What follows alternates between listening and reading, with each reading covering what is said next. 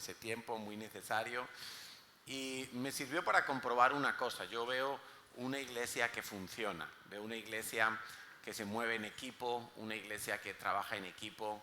Hubo gente en la cocina, hubo gente atendiendo a los niños mientras los padres disfrutaban de su cena, hubo camareros, hubo gente que decoró, hubo gente que se quedó hasta tarde para limpiar, y eso me anima porque la iglesia es un organismo vivo, la iglesia es un organismo que funciona, que está trabajando y que constantemente está generando cosas para la gloria de Dios. Y esos servidores, por cierto, a los cuales felicito, porque vi un excelente trabajo en el día de ayer en todas las áreas, esos servidores están creciendo y van a crecer más aún, porque la medida en que uno da, esa es la medida en que uno va a recibir.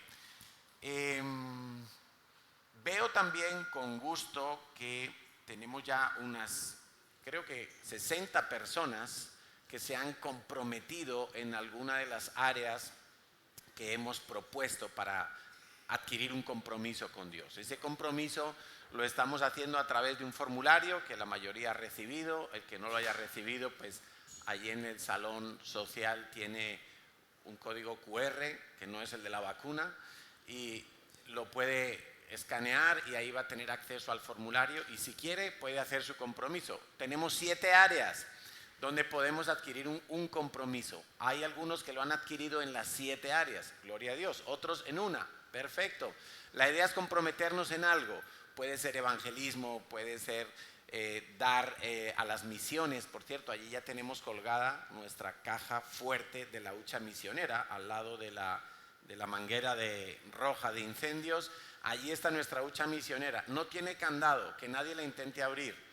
Está blindada, eso no se va a abrir hasta que salga un misionero o una misionera o una familia misionera que quiera ir a un país no alcanzado, porque creemos que es lo que Dios está despertando en este tiempo y es algo que nos ilusiona. Por cierto, en enero vamos a tener una visita muy especial que nos va a dar un impulso mayor aún sobre esto de las misiones, que creo que lo teníamos un poquito abandonado como iglesia. Bueno, ese compromiso del que estábamos hablando, o esos compromisos, van a empezar a ejecutarse, a ponerse en práctica a partir del 1 de diciembre. ¿De acuerdo? Ahora después en los anuncios se nos va a dar un poquito de información sobre eso, pero estamos a tiempo de hacer algún compromiso todavía. Y es bueno comprometerse, ¿sabes? Si no hay compromiso, no hay crecimiento.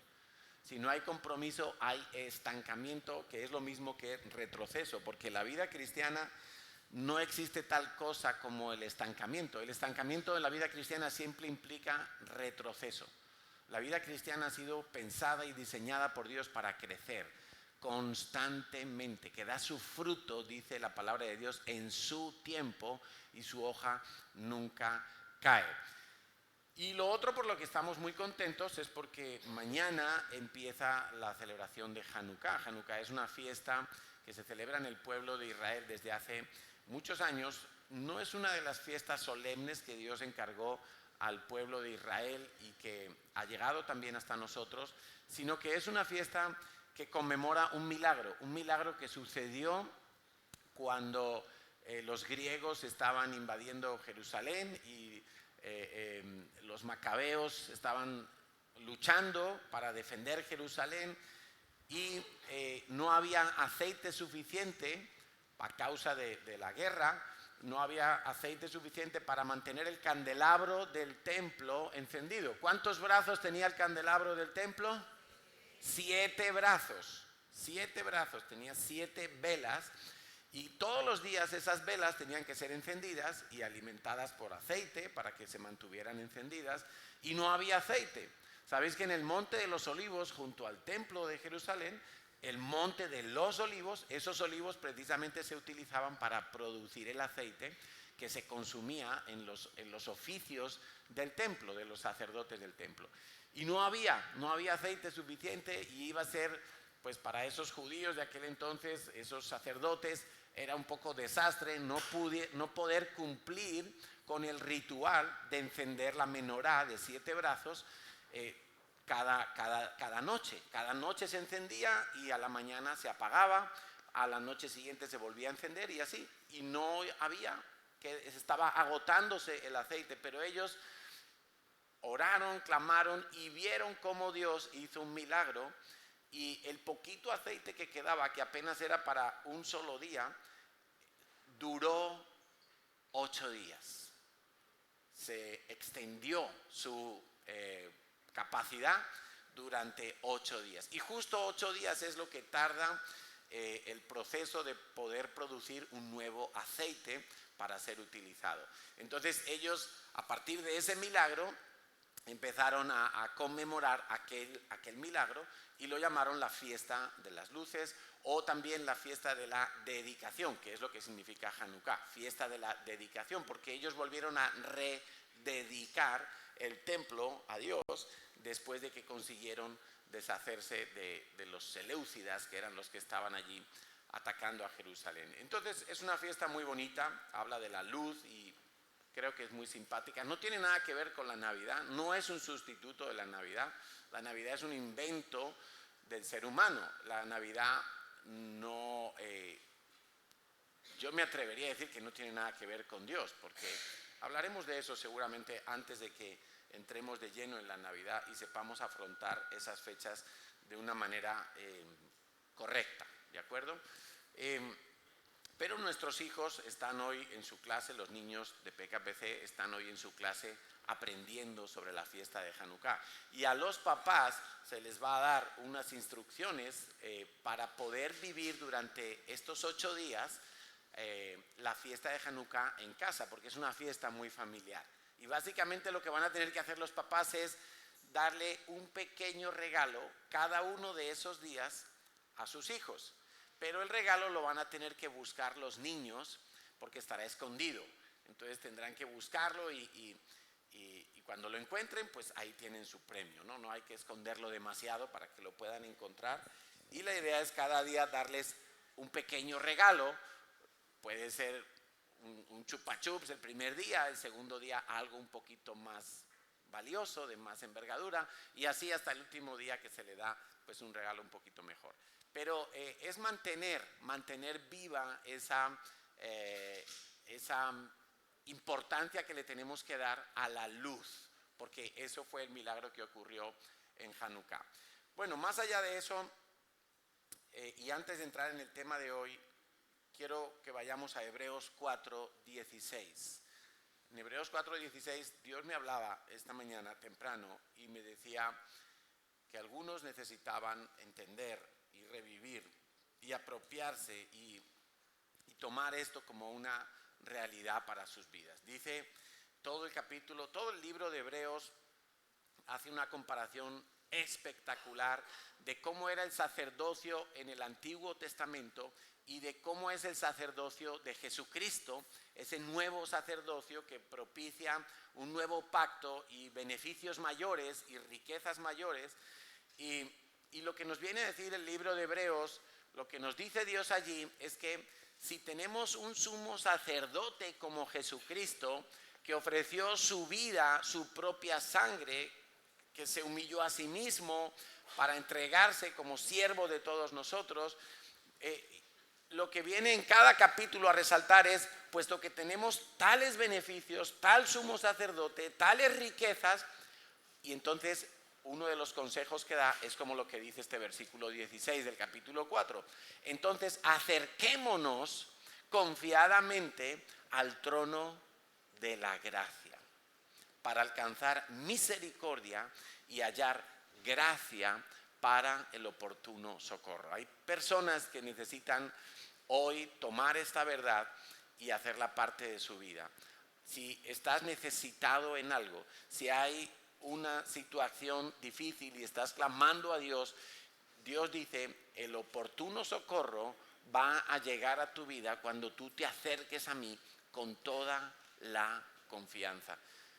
Y con toda la confianza quiere decir que a pesar de que hayas pecado, a pesar de que hayas incumplido tus promesas, a pesar que quizá estás en esa situación difícil por tu propia mala cabeza, a pesar de ti mismo, Dios te dice, por el sumo sacerdote que tienes, acércate confiadamente al trono de la gracia y vas a hallar misericordia, vas a hallar la comprensión de Dios, vas a hallar que Dios te sigue amando y vas a encontrar un socorro ideal para la situación que estás viviendo, que seguramente no va a ser lo que tú esperas, seguramente no va a ser a la manera que tú esperas y seguramente Dios va a hacer cosas más relacionadas con tu corazón que con las circunstancias que tú quieres ver cambiadas.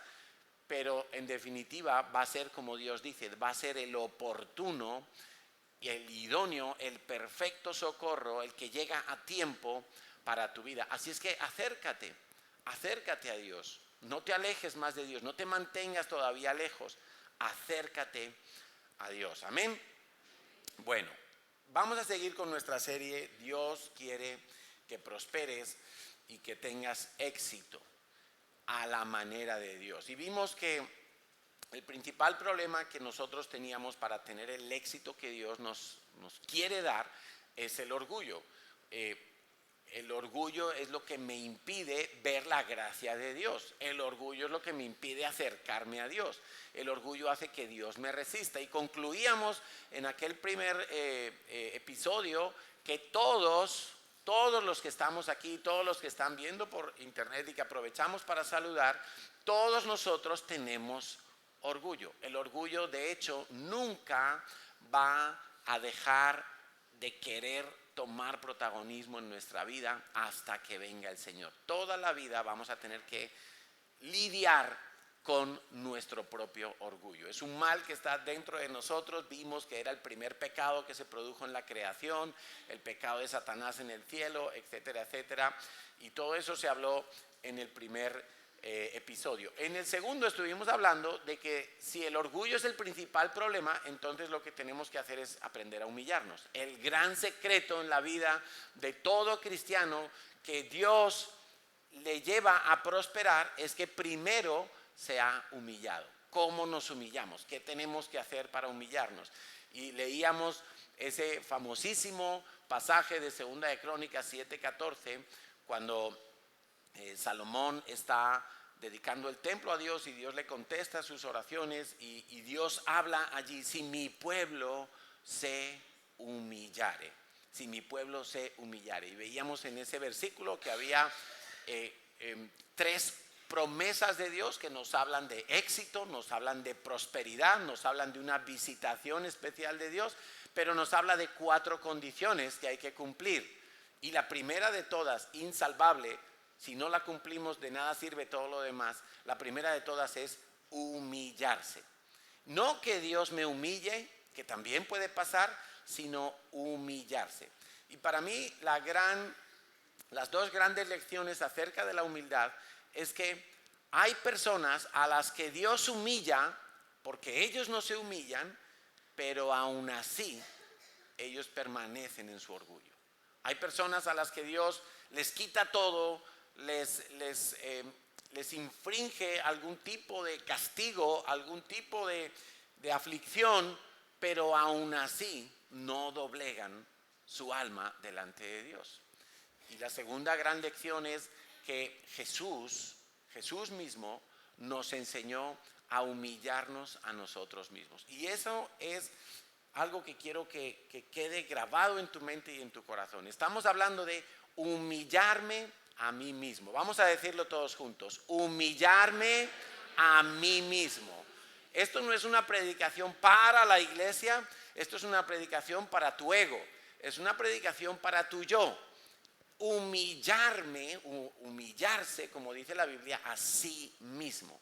Eres tú el único que puede humillarse a sí mismo. Eres tú mismo el único que puede someter al ego.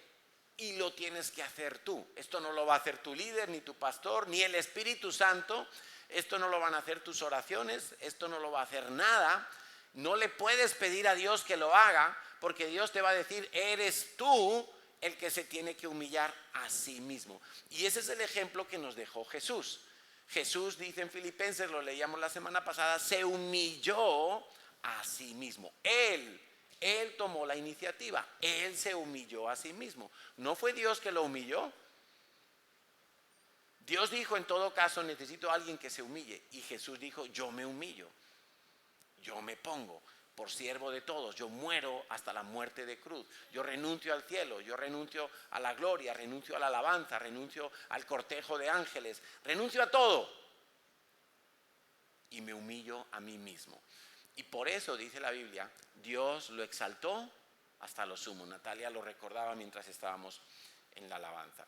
Y veíamos entonces que si me tengo que humillar, una de las maneras en las que yo puedo empezar a humillarme a mí mismo es confesar mis pecados. Qué humillante es cuando yo tengo que confesar mis pecados. Y voy en la confesión vertical delante de Dios y le digo, Dios mío, yo he robado esto, yo he mentido aquí, yo he hecho... Y confesar los pecados audiblemente, poniéndole nombre y apellidos, atribuyéndomelos a mí y no a las circunstancias, eso es humillante. Eso me ayuda a humillarme a mí mismo. Pero la confesión horizontal, cuando yo le tengo que pedir perdón a mi esposa, a mis hijos, a mis discípulos, a mis líderes, a mis pastores, a la confesión horizontal con las otras personas que me rodean en la vida, eso también es humillante. Yo diría que es más humillante todavía, porque sabemos que Dios nunca se va a asustar de nuestra confesión, pero muchas veces cuando nos confesamos los pecados a los que están al mismo nivel de nosotros, sabemos que no siempre nos van a entender y van a ser misericordiosos, pero es una manera de humillarse a sí mismo. Y hoy vamos a hablar de la segunda manera que podemos utilizar para humillarnos a nosotros mismos. Recuerda, si yo me humillo a mí mismo, estoy machacando el orgullo, eso va a permitir que Dios me levante, eso va a permitir la prosperidad de Dios en mi vida. Voy a ver resultados espectaculares, garantizados, sin ninguna duda, cuando yo me humillo a mí mismo. Esta segunda manera de humillarnos a nosotros mismos no siempre es agradable, o más bien nunca es agradable. No la practican la mayoría de los cristianos, o muy pocos cristianos practican lo que hoy vamos a ver. Yo diría que en general hay pocos cristianos que leen la Biblia y oran con regularidad. Eso lo dicen las estadísticas. Hay personas y entidades cristianas que se dedican a hacer estudios estadísticos, van preguntando por las iglesias, por los creyentes, y hay muchos creyentes que no leen la Biblia y no oran regularmente, quiere decir todos los días. Oran de vez en cuando, oran cuando tienen un problema, cogen la Biblia cuando necesitan un versículo que les dé aliento, y esa es todo su manera. Pero en concreto, sobre lo que vamos a hablar hoy, la inmensa mayoría no lo hace nunca. Es más, no solo no lo hacen nunca, es que creen que no lo pueden hacer. Y hoy vamos a hablar del ayuno. El ayuno es la práctica olvidada de la iglesia.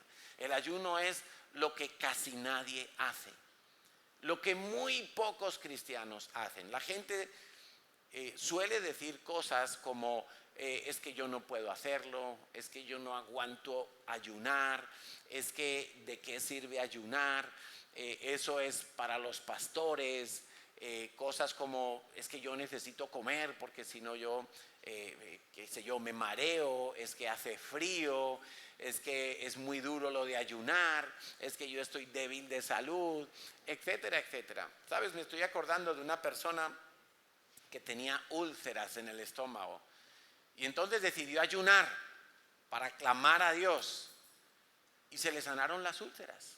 Y entonces recuerdo que hablando con un médico que estaba en la misma célula donde yo estaba, había un médico, y entonces él dijo, es que es normal que se haya sanado, porque si uno deja de comer, el estómago ya no produce los jugos gástricos y por eso se le quita la úlcera. Y yo dentro de mí pensaba, ¿será incrédulo este? ¿No puede pensar que ha sido un milagro de Dios?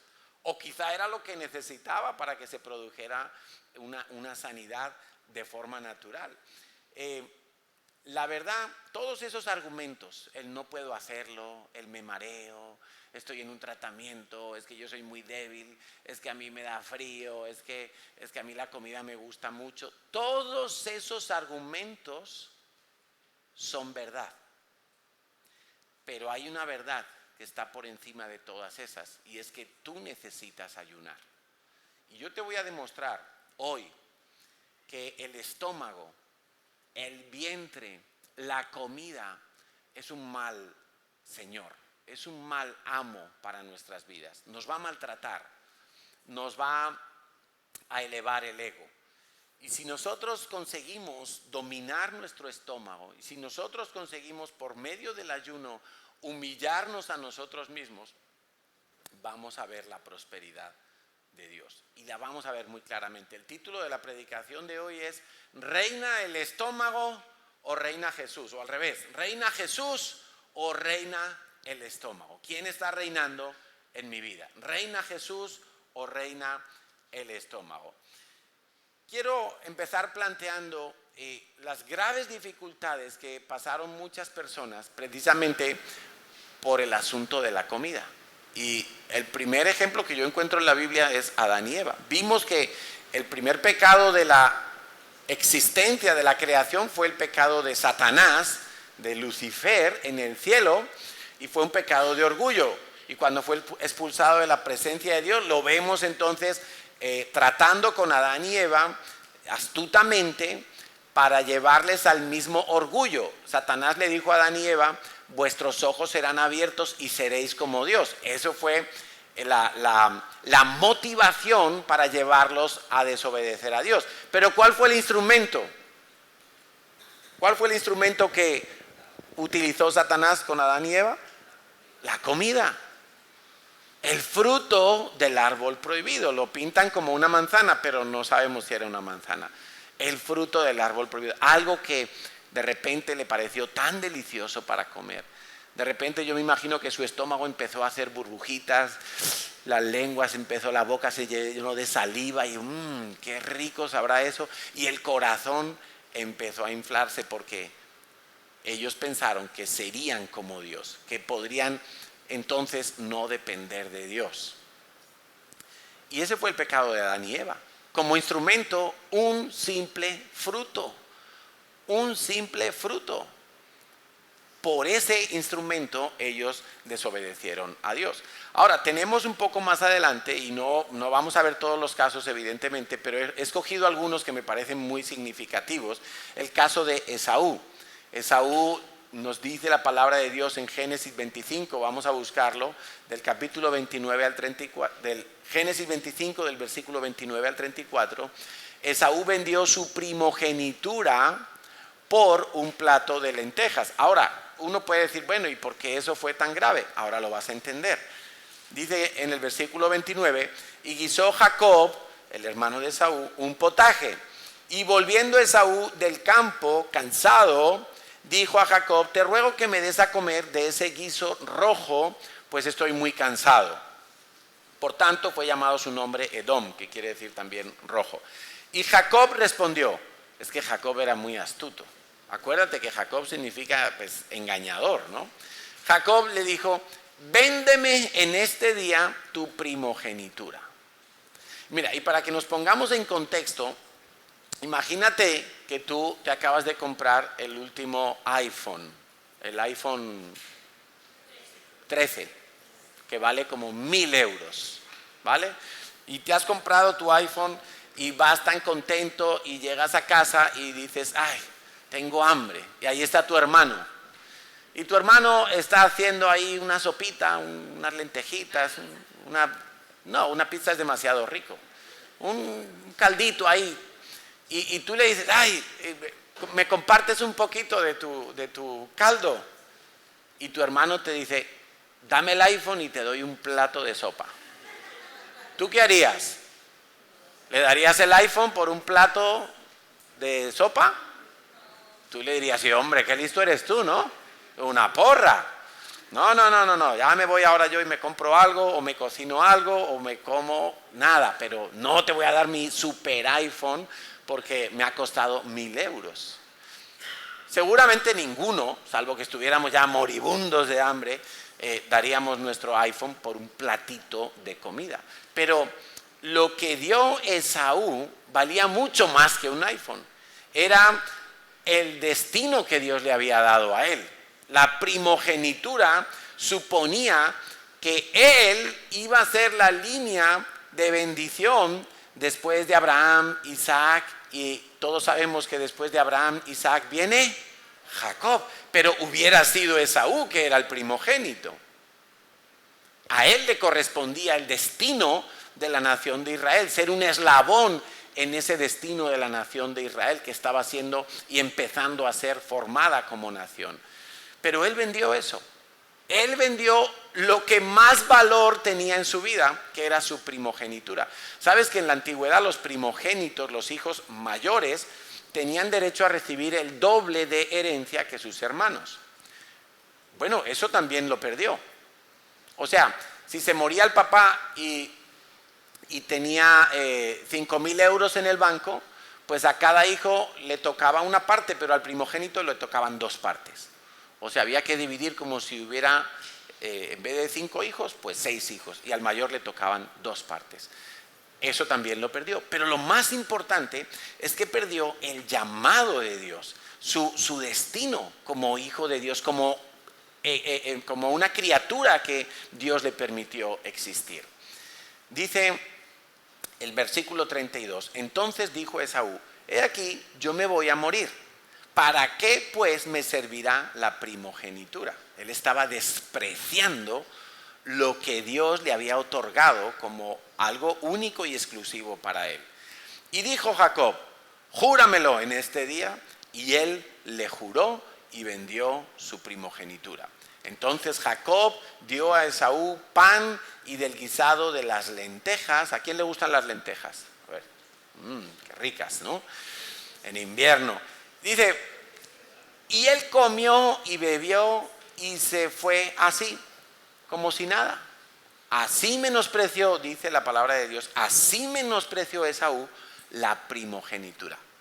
Y parece una anécdota en la vida de Esaú, pero no lo fue. Eso cambió el destino de su vida. Él cedió, intercambió el rol que Dios le había asignado a él y él se lo cedió a su hermano por un plato de comida. Imagínate, por un plato de comida. No fue por un tesoro, por quilates de oro, por un rebaño de camellos. No, fue por un mísero plato de comida. Porque en ese momento él venía cansado y tenía hambre y lo cambió. Qué cosa tan tremenda, ¿no? Lo que puede hacer la comida en nuestras vidas. ¿Y cuántos de nosotros alguna vez nos habrá pasado como a Esaú? ¿Sabes qué dice en el libro de Hebreos, precisamente, capítulo 12, versículo 16? ¿Qué dice la Biblia sobre Esaú? Le llama profano. Alguien que ha despreciado las cosas de Dios. Alguien que se ha salido de los planes de Dios. Que se ha hecho, un profano es como, en aquel tiempo, profano también significa alguien que no tiene conocimiento en algún área, pero no ese es el significado aquí. El significado es como hacerse fuera de Israel, como apartarse del plan de Dios. Profano. Y lo compara con un fornicario, imagínate. Pero si solamente vendió el plato de lentejas, la primogenitura por un plato de lentejas, pero la Biblia lo compara con un fornicario. Ahora, ¿cuántas veces nosotros habremos dejado lo que Dios nos ha entregado? Quizá un don, quizá una capacidad, un llamado, y no lo estamos viviendo y lo hemos cambiado, no por grandes cosas, no por grandes proyectos, sino simplemente por comida. Muchos se levantan tarde por la mañana y sacrifican el devocional, pero no sacrifican el desayuno. Muchos dicen, yo no tengo tiempo para hacer determinadas cosas, pero sí tenemos tiempo para ir a restaurantes, para ir a fiestas, para ir a cumpleaños, y estamos muchas veces vendiendo y cambiando lo que Dios nos ha otorgado simplemente por el placer del estómago, solamente por el placer del estómago. Uno de los pecados que tenía Sodoma, lo hablábamos también en los días pasados, pero uno de los pecados que se habla que tenía Sodoma era la saciedad de pan. Esa gente era capaz de cualquier cosa con tal de tener su estómago lleno. Esa gente, si hacía falta matar, mataban con tal de tener su estómago lleno. Si tenían que engañar, mentir, robar, estafar, con tal de tener su estómago lleno, lo hacían. Saciedad de pan, imagínate, saciedad de pan. Y quiero que sepas que aquellos hombres de Sodoma, aquellos habitantes, aquel Esaú, aquel Adán y aquella Eva, no son diferentes de nosotros. Tú y yo tenemos por dentro el mismo asunto, el mismo problema. Estamos en peligro si dejamos que sea nuestro estómago el que domine y el que reine en nuestra vida. Jesús fue tentado. Después de los 40 días de ayuno, fue tentado por el diablo en varias cosas. Y una de ellas, ¿en qué fue? En la comida. Pídeme que yo convertiré estas piedras en pan para que comas. Ahora, a Jesús no le pasó como a Esaú. Jesús no cambió su destino, su misión. Jesús no hubiera sido pecado. Esta es una pregunta teológica. ¿Hubiera sido pecado que Jesús le dijera a Satanás, vale, pues convierte esos pedruscos en un pan integral muy rico y yo me lo como? ¿Hubiera sido pecado? ¿Qué creéis? ¿El pan es pecado? Bueno, mi mujer dice que sí, que el pan es pecado. El pan blanco. No, yo creo que no hubiera sido pecado. El pecado hubiera sido que él estaba empezando a someterse al señorío de Satanás y hubiera acabado lejos de Dios y cerca de Satanás. Pero la comida en sí misma no es pecado. Ahora, Jesús no cambió. Él sabía que tenía que completar su ayuno, él sabía que tenía que ser lleno del Espíritu Santo y que cuando terminara todo, el Padre le iba a proveer. Y la Biblia nos cuenta que efectivamente así fue, que venían ángeles y le servían. Ahora, vamos a ver un aspecto interesantísimo del ayuno. Yo quiero que salgas hoy de aquí con ganas de ayunar o con ganas de, con un estímulo a tu fe para que entiendas que el ayuno, si es posible en tu vida, lo necesitas y te va a ayudar a obtener grandes victorias. Vamos a ver algunos casos en la Biblia de ayunos que precedieron a grandes victorias, a grandes cambios en personas, en familias, en reinos, en naciones enteras. Ayunos que fueron los que hicieron de precursores para grandes cambios. Primer libro de Reyes, capítulo 21, versículo 27 al 29. Se nos cuenta en la palabra de Dios que Acab fue el peor, el más malo, malvado de los reyes de Israel. ¿Os acordáis? Acab estaba casado con Jezabel. Y Jezabel sabemos que llega a ser incluso un principado, una potestad espiritual que hoy en día sigue actuando en los matrimonios, sigue actuando en las familias, en los gobiernos, en las iglesias, en todo lugar donde hay una autoridad. El espíritu de Jezabel va a tratar de cambiar los roles y que el que es autoridad se quite de su autoridad y sea usurpada por otra persona. Eso es lo que consigue Jezabel. Y la Biblia nos cuenta que acá fue el peor, el más malvado, y que su mujer Jezabel lo incitaba. Pero llegó el momento en el que a través del profeta Dios le dice a Acab, voy a destruir tu generación, voy a destruir tu apellido, no va a quedar nadie de tu linaje, voy a acabar con tu vida. Y Dios le da una sentencia literalmente de muerte al rey Acab por haber sido tan mal ejemplo. Porque la Biblia nos enseña, hay un principio espiritual que al que más se le da, más se le va a demandar, más le va a exigir Dios. Y mira lo que ocurrió. Acab cuando escucha la voz del profeta y el profeta le anuncia el juicio de Dios, él decide ayunar. Un hombre malo, pero que todavía le quedaba algo de temor de Dios. Y dice el versículo 27, y sucedió que cuando Acab oyó estas palabras, rasgó sus vestidos y puso cilicio sobre su carne, ayunó y durmió en cilicio y anduvo, ¿cómo? El ayuno nos ayuda a humillarnos, y anduvo humillado. 28, entonces vino palabra de Yahweh a Elías, el profeta, diciendo, ¿no has visto cómo Acab se ha humillado delante de mí? Y si Dios lo vio, es porque lo que hizo Acab era genuino. Porque hay gente que puede hacer cosas aparentemente espirituales, cristianas, aparentemente para Dios, pero que no son para Dios, son para uno mismo, son motivaciones equivocadas. Pero dice Dios, ¿no has visto cómo Acab se ha humillado delante de mí? ¿Cómo se humilló Acab? Por medio del ayuno. Dice, por cuanto se ha humillado delante de mí, no traeré el mal, el juicio en sus días, sino que será en la siguiente generación, en los días de su hijo. Traeré el mal sobre su casa. Eso consiguió Acab. Acab consiguió librarse del terrible juicio de Dios, porque cuando Dios juzga, Dios es siempre contundente. Dios no hace cosas a medias. Dios no es como los políticos que prometen que van a acabar con el paro y luego no acaban con nada, ¿verdad? Dios hace un juicio y lo lleva hasta el final, pero Acab ayunó. Y el ayuno le sirvió para humillarse a sí mismo.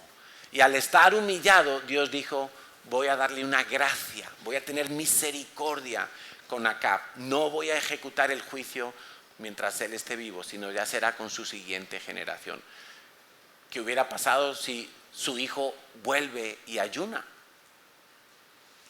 ¿Qué hubiera pasado? ¿Qué hubiera pasado? A lo mejor hasta se hubieran librado si hubiera una generación tras otra ayunando. El caso de Jonás, me impresiona el caso de Jonás. Todos conocemos la historia de Jonás, lo simpático que es, el pez grande, que algunos pintan como ballenita, y ya vemos todas las falacias que se inventan los hombres, ¿verdad?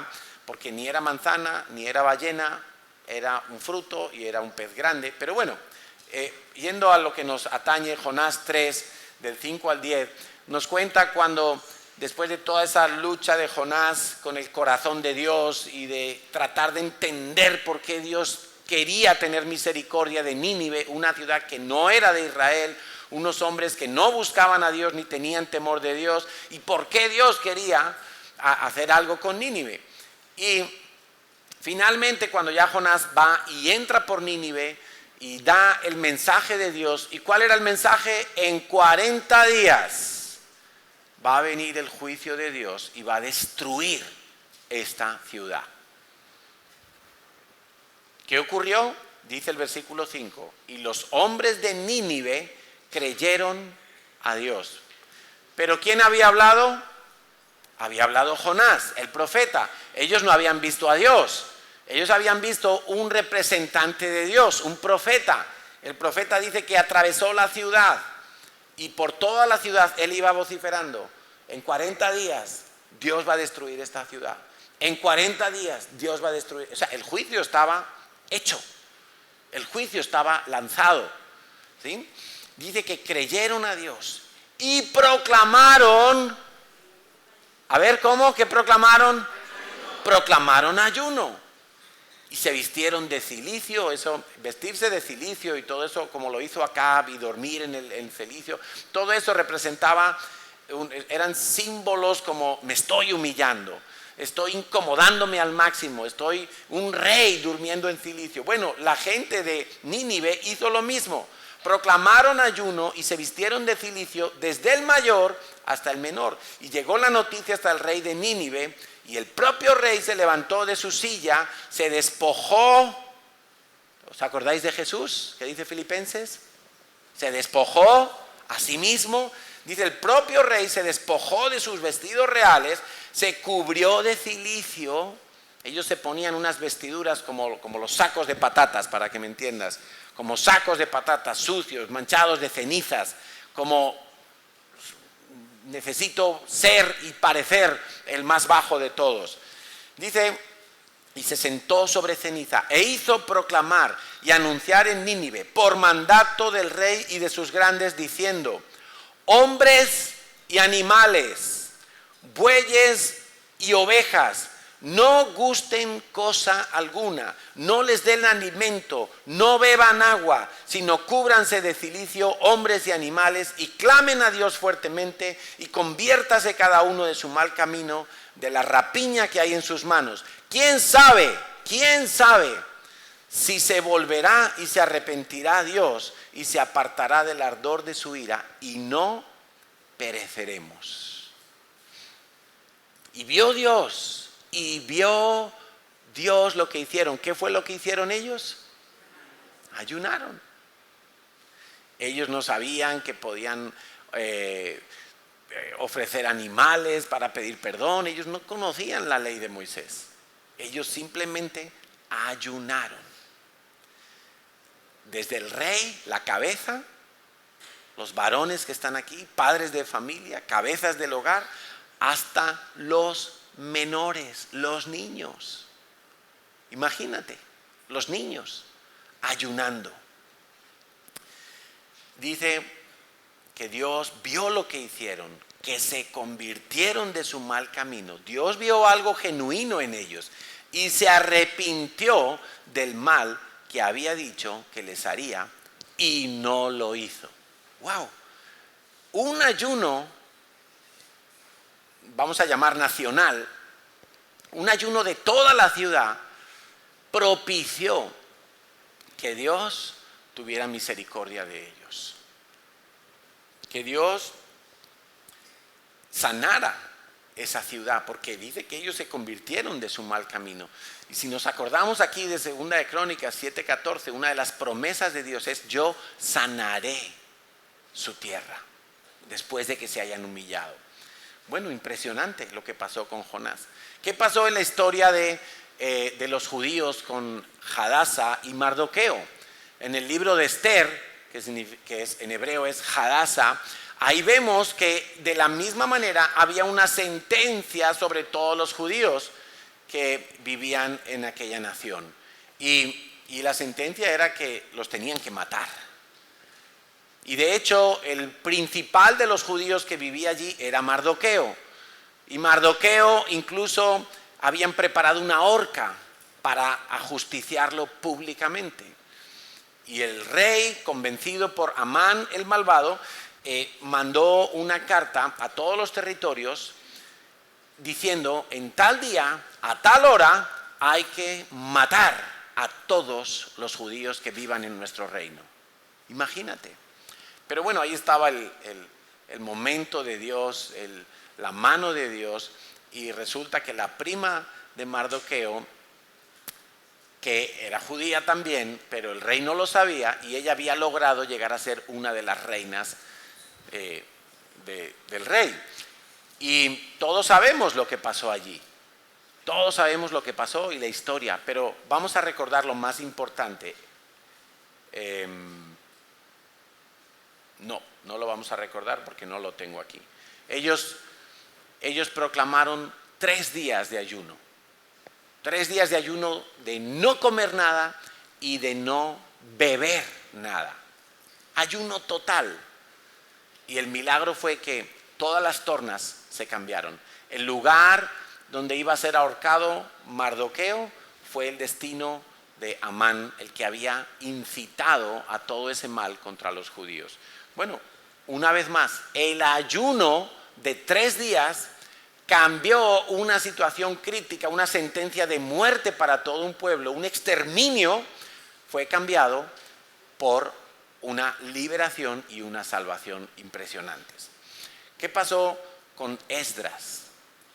Mira, uno puede ayunar para cosas muy urgentes, uno puede ayunar para cosas muy graves, uno puede ayunar para cosas de gran calado y de gran envergadura que afectan a mucha gente, pero uno también puede ayunar por cosas que son más sencillas y que simplemente vienen a demostrar que nosotros confiamos en Dios.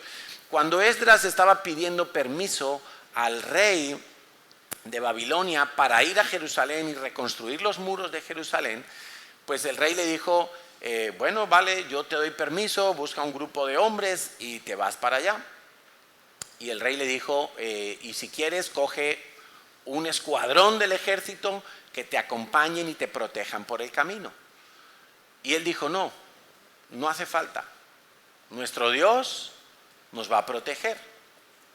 ¿Estamos? Ese es el momento que están viviendo. Y dice Esdras capítulo 8, versículos 21 al 23.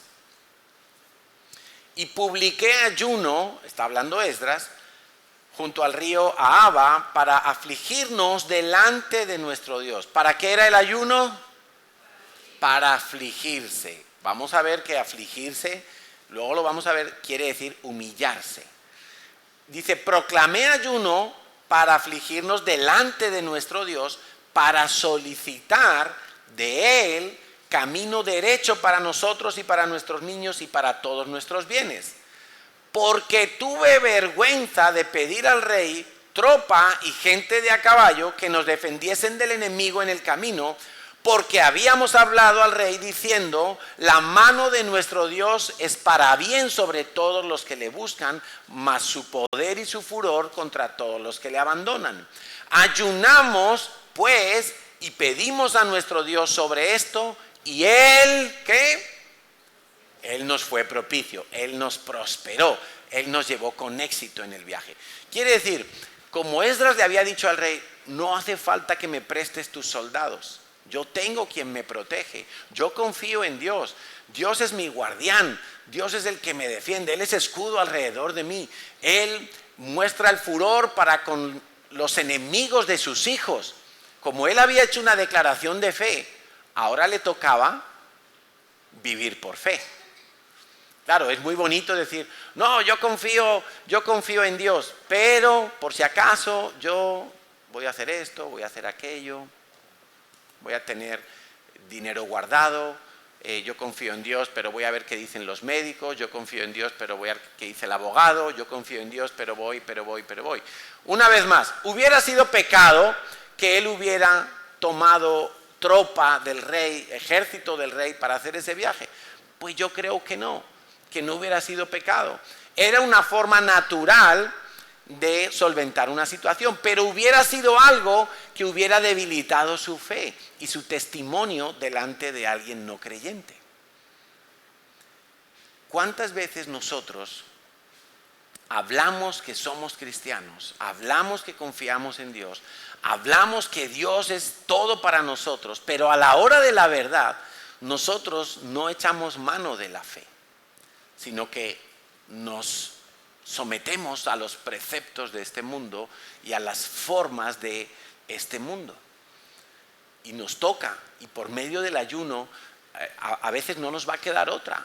Cuando tú comprometes el nombre de Dios en una situación, Dios te va a responder, pero tú necesitas humillarte y creerlo. Y a lo mejor te va a costar. Él dice que tuvo vergüenza de pedirle al rey, tuvo ganas, pero cuando se lo iba a pedir dijo, pero si yo le he dicho que Dios me defiende, ahora le voy a pedir yo soldados, voy a quedar voy a decir que mi Dios es muy pequeñito. ¿Dónde está mi Dios entonces? Si yo ya le he dicho que Dios me va a defender, pues me toca creer que Dios me va a defender. ¿Sí o no?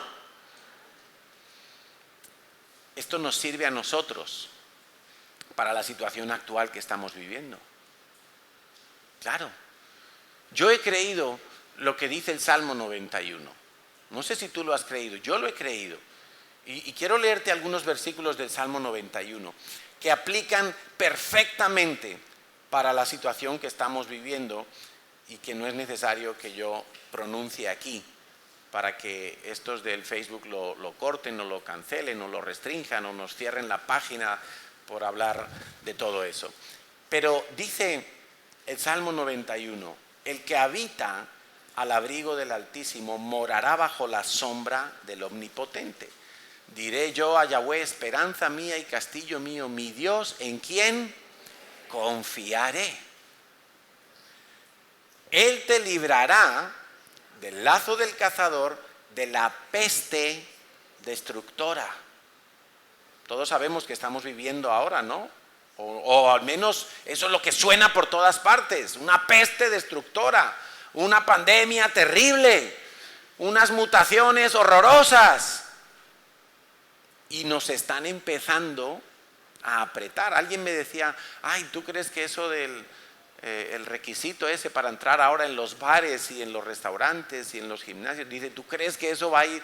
Digo, yo creo que va a ir a más. Yo creo que va a ir a más. Al cine, al teatro.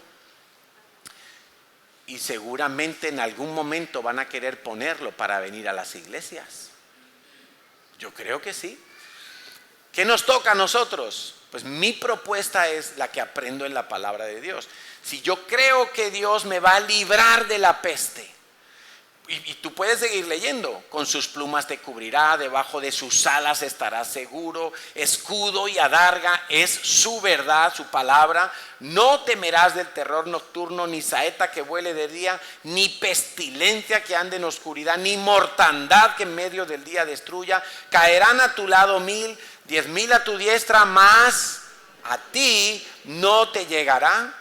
Ciertamente con tus ojos mirarás y verás la recompensa de los impíos, porque has puesto a Yahweh, que es mi esperanza, al Altísimo, por tu habitación. No te sobrevendrá mal, ni plaga tocará tu morada. Y puedes seguir leyendo, mandará sus ángeles, y Dios en definitiva te va a guardar. Ahora tú lo tienes que creer. Yo sé que hay gente que por ir a un bar o a un restaurante va a hacer lo que hasta ahora no quería hacer. Comida. Una vez más, comida. Yo decía ayer, oye, vamos a tener que hacer un 1+1 de estos como el de anoche todos los meses para poder ir a un restaurante. Alguno me decía, no, todas las semanas. Digo, bueno, tranquilo que se nos quema el personal aquí. Esdras comprometió su fe, y cuando tuvo la oportunidad de decir, bueno, ¿acudo a Dios o acudo al ejército del rey, al mundo? Allí tú puedes poner, ¿acudo a Dios o acudo a los científicos? ¿Acudo a los médicos? No digo que los médicos y los científicos no haya que acudir nunca, no saquemos las cosas de contexto. Igual que te he dicho que si Esdras hubiera acudido a tomar el ejército del rey para buscar la seguridad en el viaje, yo creo que no hubiera sido pecado, pero su fe hubiera quedado en entredicho. El nombre de Dios hubiera quedado menguado delante de ese rey. De la misma manera creo que nos puede ocurrir a nosotros. Y más cuando ni siquiera estamos seguros que lo que están haciendo los gobiernos sea lo correcto. Yo al menos no estoy nada seguro. No tengo ninguna seguridad. Si dicen que este asunto no afecta a los niños, ¿por qué ahora quieren meter a todos los niños en el plan del pinchazo? ¿Por qué será? O sea, hay muchas cosas que yo no entiendo, y como no las entiendo y creo que hay asuntos turbios allí, yo digo, bueno, Señor, tú nos guardarás. Y yo lo creo. ¿Y Dios lo ha hecho hasta ahora o no? Dios lo ha hecho hasta ahora. En nuestros campamentos, en nuestras congregaciones, Dios lo ha hecho con nosotros. Pero es un asunto de fe. Y como a él le costaba, como a Esdras le costaba mantener su fe, él dijo, voy a ayunar. Claro, algunos creen que, uy, no, es que tener fe, es que nunca dudas, es que nunca te lo vas a pensar 2 veces. No, muchas veces por mi cabeza pasan pensamientos que no son lo que yo he leído en la palabra de Dios, y no tienen por qué ser pecado. Y como me cuesta, yo mismo tengo que decir, Señor, me niego a mí mismo, me humillo a mí mismo, no es lo que yo piense, es lo que tú dices en tu palabra. Sabes, hay una realidad, que es la que perciben tus sentidos, tus ojos, tus oídos, tu olfato, tu gusto, tu tacto. Tú percibes cosas y son reales, pero la verdad de Dios está por encima de la realidad sensorial. La verdad de Dios está más alta, tiene más poder, tiene más impacto, es más real que lo real que tú ves con tus ojos. Pero lo tienes que creer. Y si te cuesta creerlo, haz como Esdras. Ayuna, humíllate para poder purificar tu fe, para poder centrarte más en la fe que Dios te ha dado, que es un don precioso, y no hagamos como Esaú, que vendió lo precioso que Dios le había dado por un plato de comida.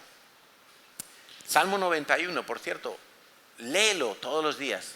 Cuando veas las noticias, yo recomiendo ver noticias solamente por una razón, para estar informado, para saber qué se cuece, qué pasa por el mundo, cómo piensa el mundo. A mí me interesa mucho saber cómo piensa el mundo, porque sabiendo cómo piensa el mundo, yo voy a tratar de llegar con la verdad de Dios. No es lo mismo que hables con una persona atea a que hables con una persona musulmana, que sí que cree que hay un Dios, pero no cree en el Dios de la Biblia. No es lo mismo hablar con un agnóstico que hablar con alguien que cree que por hacer buenas obras se va a ir al cielo. No es lo mismo. Entonces tú tienes que saber cómo piensa el mundo y cómo piensan los gobiernos. Lo tienes que saber. Lo que no te tienes es que dejar influenciar de ese pensamiento. Pero cuando veas las noticias y quizá Señor, pero la situación, y ahora dicen, y ahora esto, y ahora lo otro, a continuación lee el Salmo 91. Te ves el telediario y de postre el Salmo 91, para que no te quede eso ahí dando vueltas de mala manera. No lo digo de broma, no lo digo de broma, es un buen consejo. Si tú quieres que tu vida no se vuelva un mar de dudas, entonces vas a tener que ceñirte a la palabra de Dios. Y si te cuesta, ayuna y vas a ver los resultados. Y yo digo, si todas estas personas que hemos visto, por medio del ayuno, vieron cambios tan significativos en las circunstancias, vieron cambios de rumbo totales en lo que estaba sucediendo, experimentaron salvación, experimentaron arrepentimiento, ¿cómo no vamos a experimentar nosotros y a ver milagros nosotros en nuestra propia vida? No es suficiente con orar, no es suficiente con leer la Biblia. Jesús, en Mateo capítulo 6, nos habla lo que Él piensa acerca del ayuno. En Mateo capítulo 6, Jesús está dando todo un sermón larguísimo, con muchísimas enseñanzas, pero Él da por hecho que tú tienes que dar, que tú tienes que orar y que tú tienes que ayunar. Es lo que llamamos el cordón de 3 dobleces. Y Jesús lo da por sentado. Él dice, mas tú cuando des, tienes que hacerlo así y así, y no lo hagas como los hipócritas que dan así y así. Y tú cuando ores, no lo hagas como los fariseos que lo hacen de esta y de esta manera. Tú cuando ores lo vas a hacer así, y ahí nos da el modelo del Padre Nuestro. Entonces, cuando llega el asunto del ayuno, Mateo 6, 16 al 18, Él dice, cuando ayunéis. No dice, si alguna vez se te ocurre ayunar. Él da por hecho que vamos a ayunar. Es más, en una ocasión se le acercaron los discípulos de Juan Bautista. Juan el Bautista era un tipo que ayunaba, yo creo que ha sido la persona que más ayuno hizo y que más se humilló delante de Dios en su generación. Y se acercaron los discípulos de Juan el Bautista, estaban acostumbrados a ayunar. Se acercaron también unos discípulos fariseos que ayunaban varias veces por semana. Acuérdate de aquel fariseo que iba a orar y decía, Señor, yo ayuno 2 veces por semana. Bueno, ayunaban, lo tenían como estilo de vida. Y le dicen a Jesús, oye, nosotros ayunamos, pero tus discípulos no los vemos ayunar. ¿Qué pasa? ¿Y qué contestó Jesús? Dice, mira, ahora están con el novio, ahora están disfrutando de las enseñanzas, pero cuando yo falte, ayunarán. Y es lo que está diciendo Jesús aquí, cuando ayunéis, hay que ayunar. Esto no es opcional. El dar, el orar y el ayunar es parte de la dieta de Dios. Es parte de lo que Dios espera que yo haga.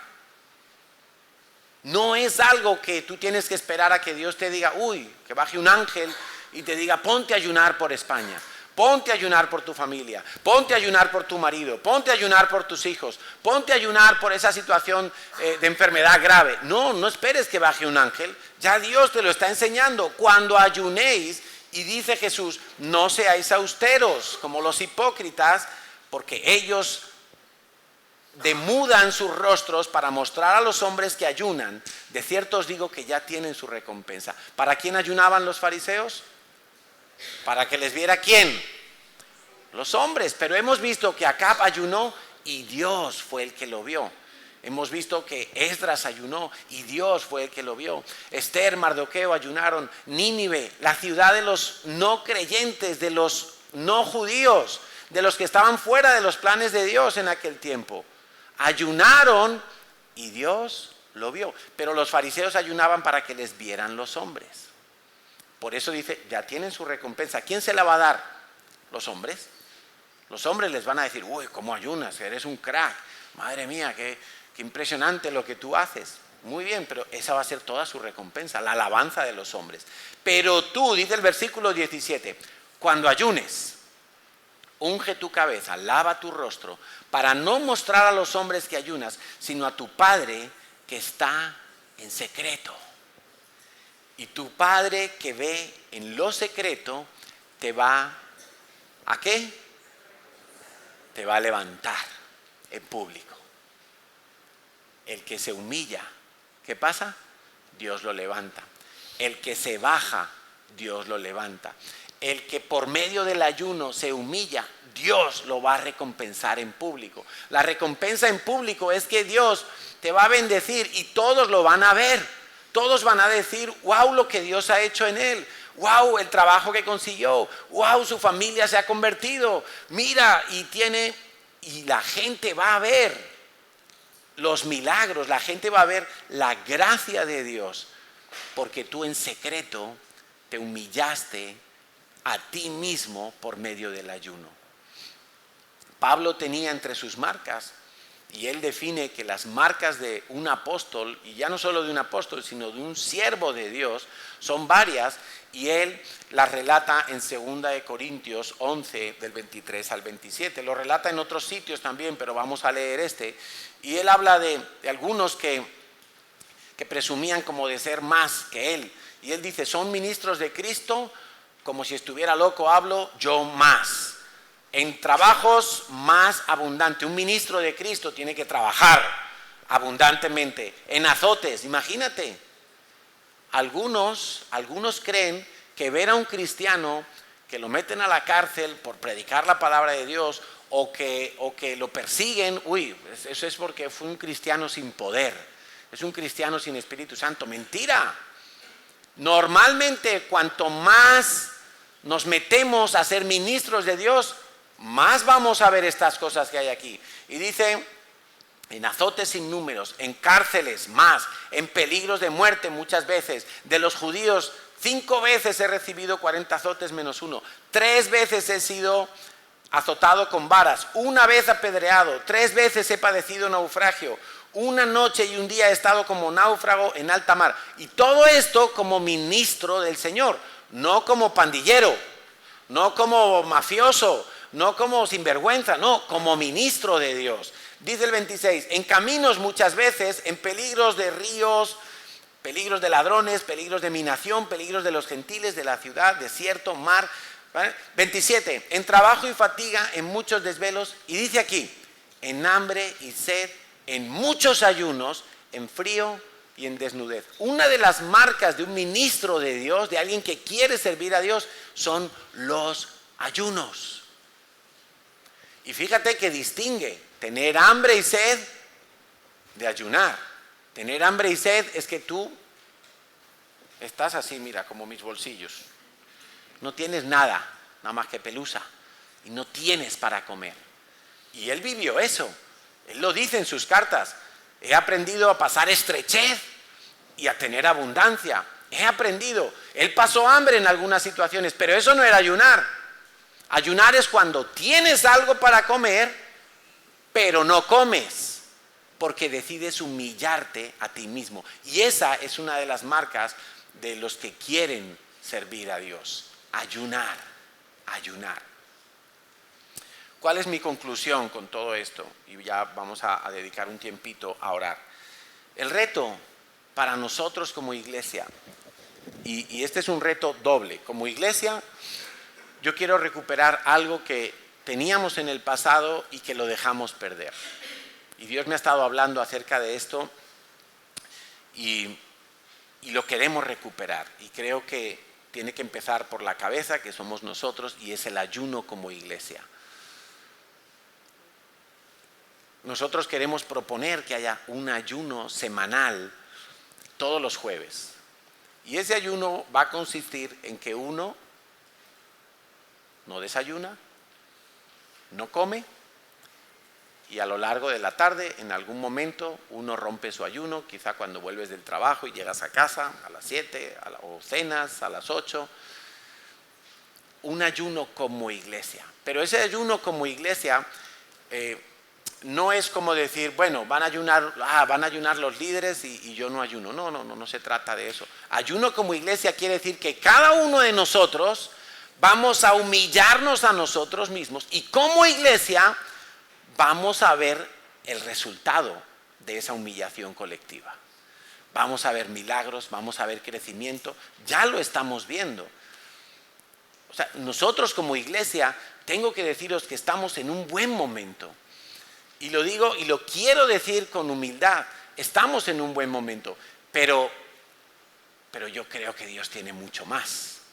Creo que hay tanta gente, ayer me contaban los jóvenes que fueron a evangelizar en grupo y salieron el sábado por la mañana y estaban todos entusiasmados, porque esa es una de las cosas que también tenemos que recuperar, el salir a evangelizar, que hay muy poca gente comprometida con eso. Algunos ya hicieron ahora su compromiso y dijeron, voy a salir a evangelizar con los grupos que salen. Muy bien, pues te vamos a contactar para decirte días, horarios, fechas y que puedas comenzar con ese compromiso. Pero lo que hoy nos atañe es el ayuno.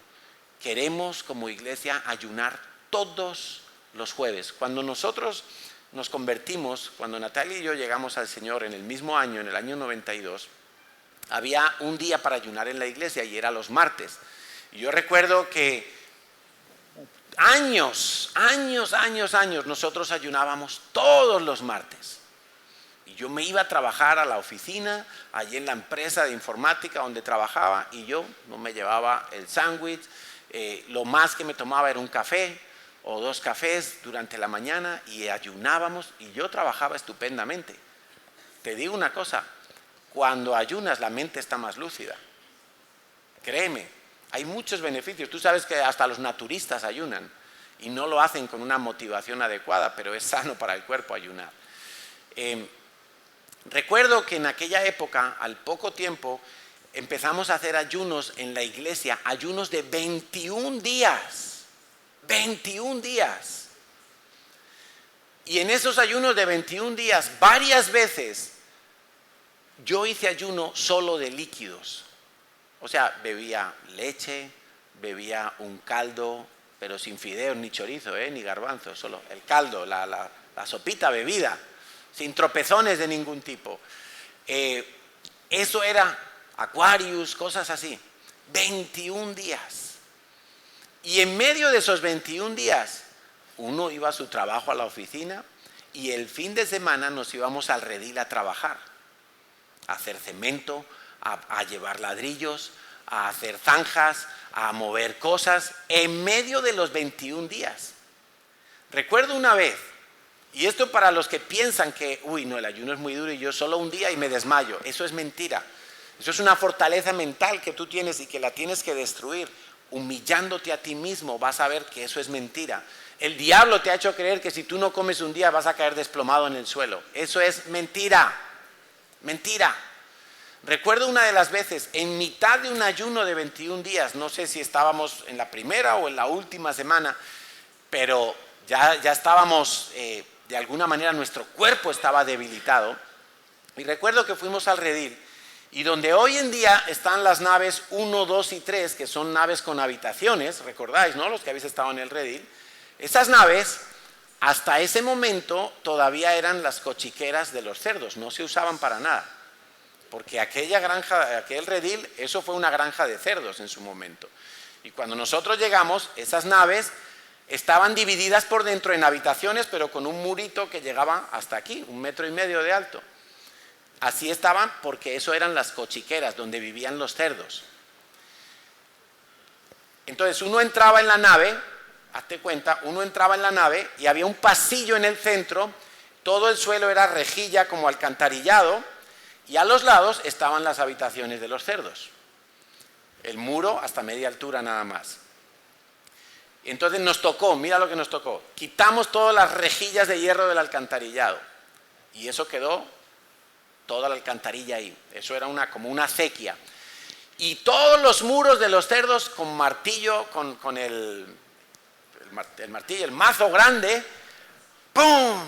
¡Pum! A tirarlo todo para rellenar todo el hueco del centro y luego echarle cemento a todo y que quedara toda la nave diáfana, porque al principio era allí donde estaban todas las literas y eso era sin habitaciones. Lo dejamos todo liso. Eso lo hicimos en un fin de semana, varias personas, y estábamos todos ayunando en el ayuno de 21 días. No nos faltaron las fuerzas, no, tampoco nos sobraron, pero no nos faltaron. Y a la hora de la comida, que en el redil siempre se come bien, llegaban allí y nos sacaban un caldito. Ay, uno miraba, le daban ganas de echar piedras ahí o algo. Y eso era lo que comíamos en pleno trabajo físico, 21 días. Hace mucho que no volvimos a hacer ayunos de 21 días. Pero yo creo que si cada uno de nosotros quiere vencer su orgullo para ver la prosperidad de Dios, que Dios nos levante, nosotros vamos a tener que aprender a humillarnos en serio, a humillarnos hasta abajo.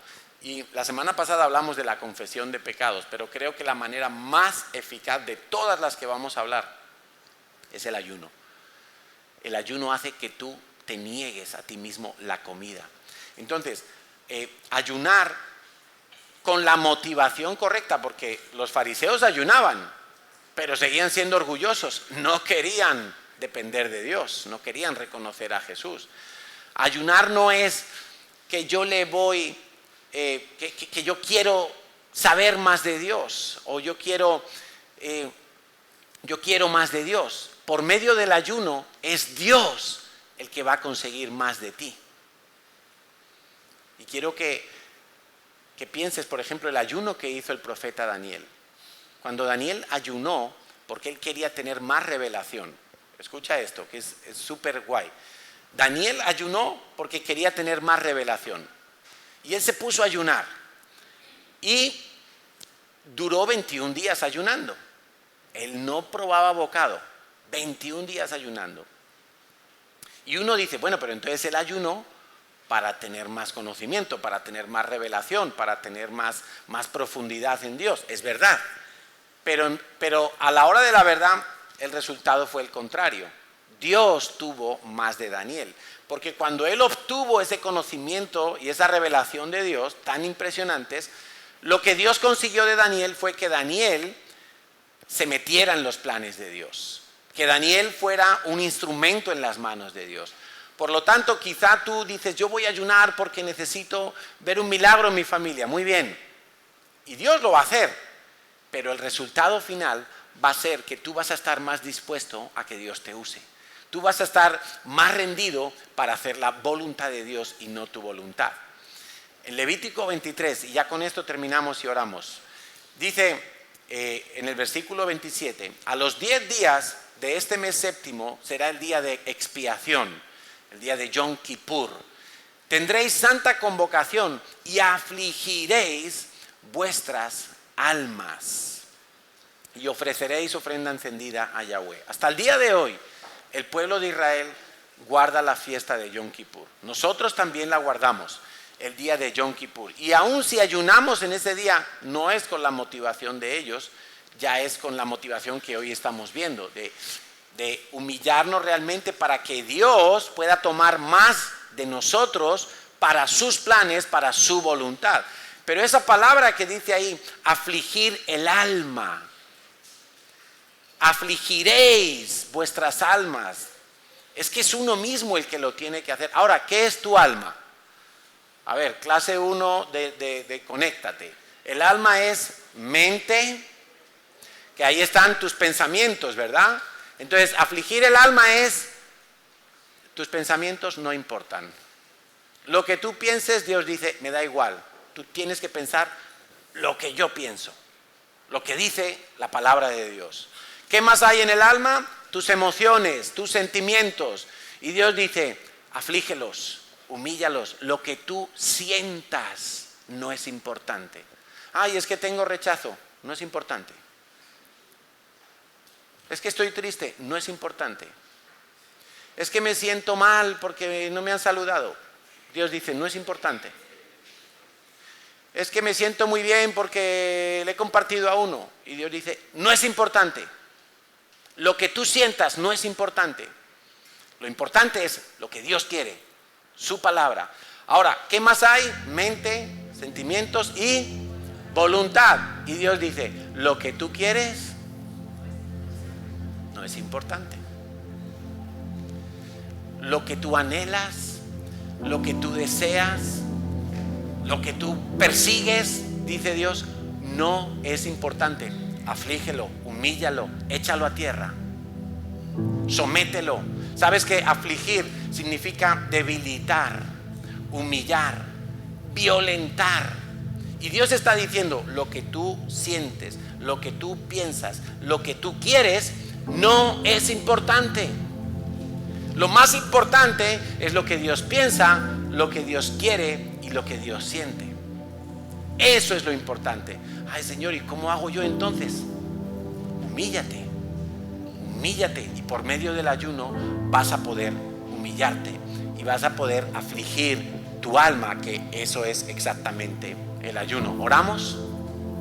Vamos a orar.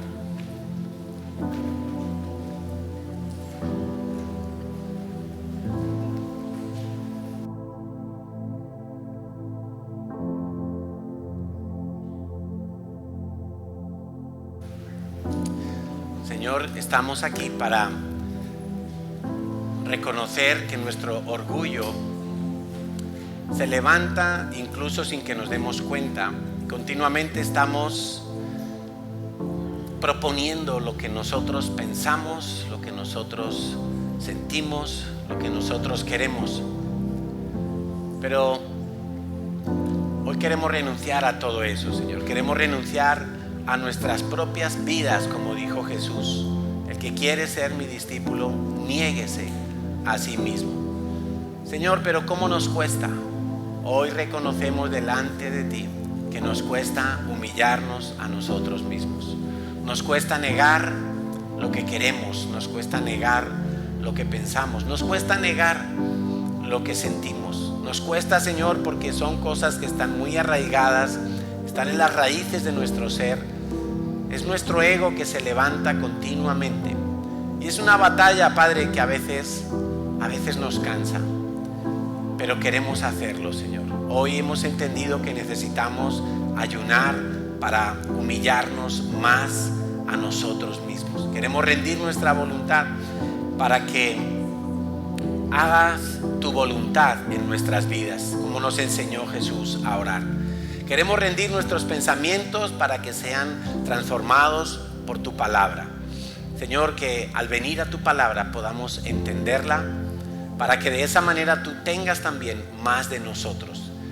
Queremos rendir nuestros sentimientos y queremos aprender a vivir por fe, no por lo que vemos u oímos, no por lo que sentimos, Señor, sino por fe. Porque esa es la manera en que a ti te agrada. Porque sin fe es imposible agradar a Dios. Señor, queremos humillarnos porque Queremos ver una nación transformada. ¿Cuántas veces hemos pensado que España es una nación difícil, que los españoles no quieren oír el Evangelio? Y seguramente es verdad, Señor. Y seguramente nosotros no podemos hacer otra cosa, Señor, sino ayunar y afligir nuestras almas, humillarnos a nosotros mismos para que tú salves esta nación, para que tú salves a nuestras familias, a nuestros amigos, a nuestros seres queridos, a los que están cerca de nosotros, a los que convivimos con ellos y nos encontramos con ellos cada día. Señor,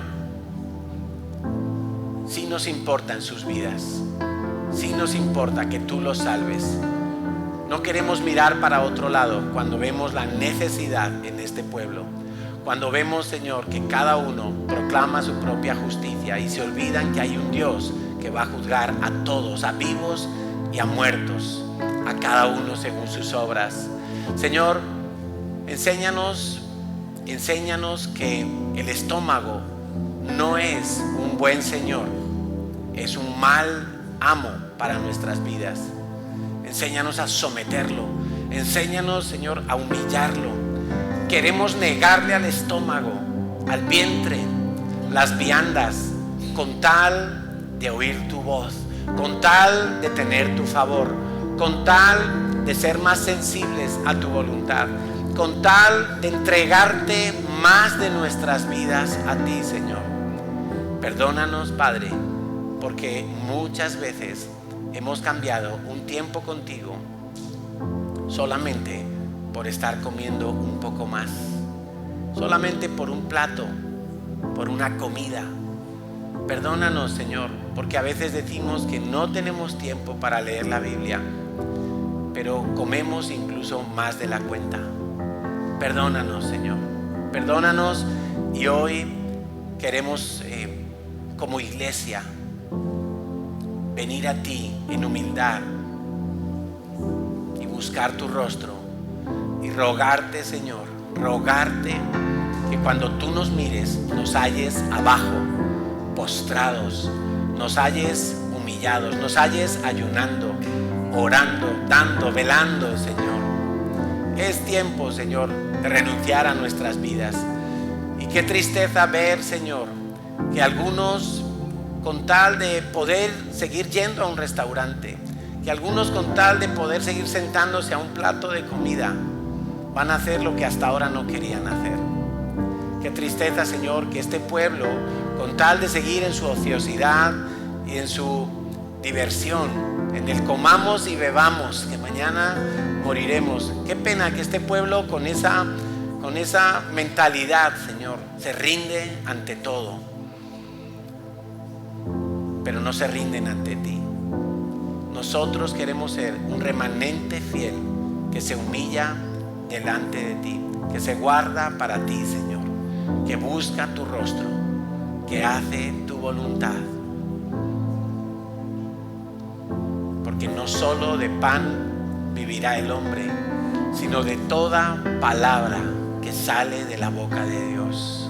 Señor, que tu palabra sea nuestro alimento en el día de ayuno, que tu palabra sea nuestra miel al paladar, que podamos deleitarnos en tu palabra, que podamos disfrutarla y comerla con más gustosidad que cualquier plato, Señor. No queremos cambiar nuestro destino, no queremos cambiar lo que tú has preparado para nosotros por un poco de comida.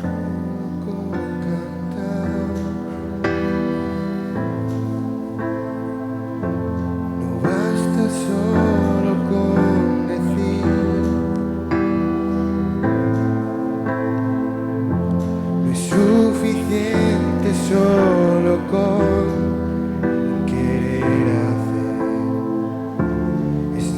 necesario morir. Vamos a decírselo todos. No basta solo con soñar, no basta solo con pedir,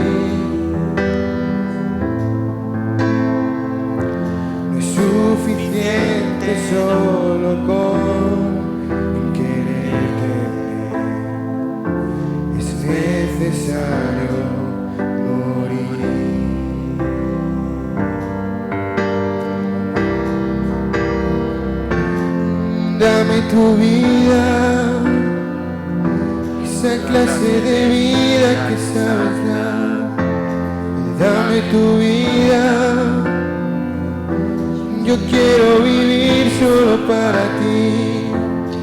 Dame tu vida, resucítame en ti. Yo quiero vivir solo para ti.